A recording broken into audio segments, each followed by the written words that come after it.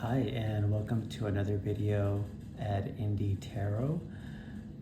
Today we're going to be doing another study session of the Dreams of Gaia Tarot deck, which I'll show you in just a moment here.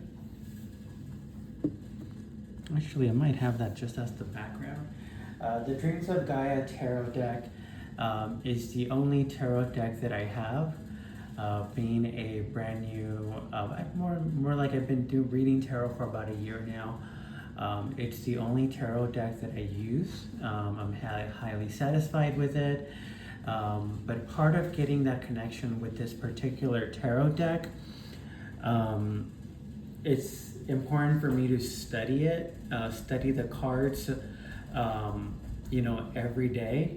So every day for the past week, I've been selecting one card at random and allowing the card to speak to me throughout the day based on the image by itself.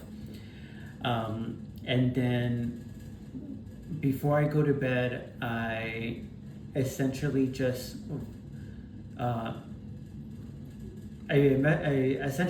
talk about the card out loud. And then I cross-reference the guidebook that comes along with it. So let me put this back over here. And I like doing that because it allows me to kind of see where the artist or where the Raven Phelan allows me to see where she was might have been coming from when it comes to the artwork. And to see if my intuition was on the right path. Not that there's anything wrong if I interpreted the card a little bit different, which I often do, but it's always just nice to cross-reference the guidebook for this particular deck so that you can get comfortable. It's happened to me a few times where I get a card and I'm not familiar with it, and then I struggle kind of midway through a reading trying to figure out what the author meant by it. So I'll just go ahead and let the card sit right there, and I'll go ahead and dive in. So today's card was the Queen of Water. And I have seen this card before, whether it was in my reading or someone else's reading. This card to me, it means that it is a feminine figure that has the right words, the right approach when it comes to emotion. So for example, you may be going through a difficult time in your life, whether that be like separation, like a crisis at work, or just feeling like you don't know the right path to move forward. This figure is someone that understands that you're at a loss, that you're going through grief, that you may even feel disconnected and you may need a little more extra love, a little more extra attention. This figure understands that without you having to say it out loud. So her intuition is very strong. So maybe she just has, like, if you're calling this person and she's answering the phone, just by the tone of your voice, she's already picking up on the energy level that you have, and is able to support you essentially. Knows what the right words to say, maybe even guides you to a few places or a few activities that might be worth diving into. This figure really understands that. She also understands the importance of not only having your physical needs met, but also your emotional needs met as well. I will say this, even though the card says Queen of Water, this doesn't limit this type of emotional intelligence to just women. Um, and I think this deck in general understands that.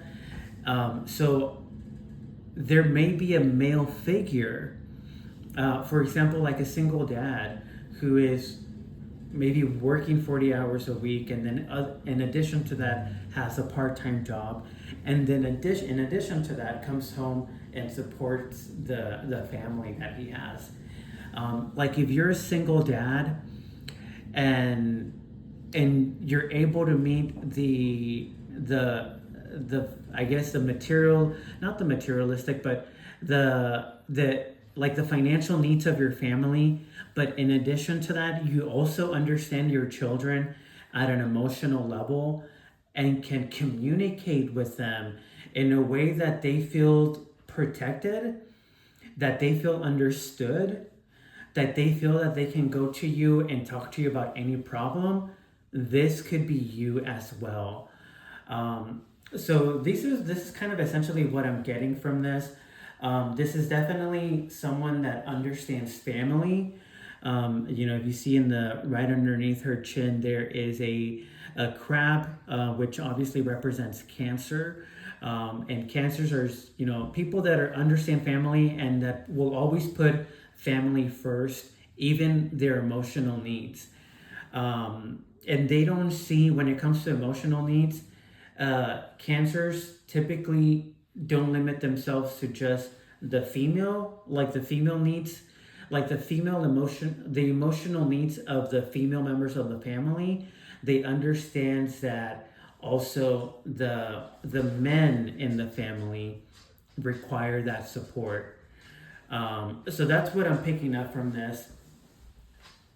And I'll go ahead and dive into the book now and see what the author intended for this particular figure. Okay.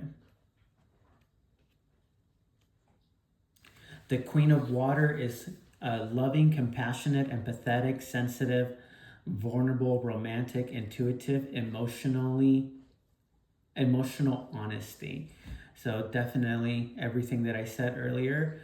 Key phrases: trust in your feelings and senses, look beyond the surface, a bright and positive outcome.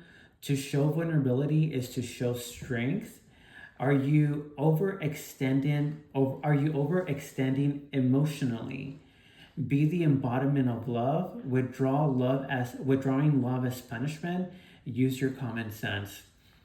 I strongly relate with use your common sense, because me personally, I do feel like I can relate a little bit to this card, especially, I mean, not just in women, but also in men.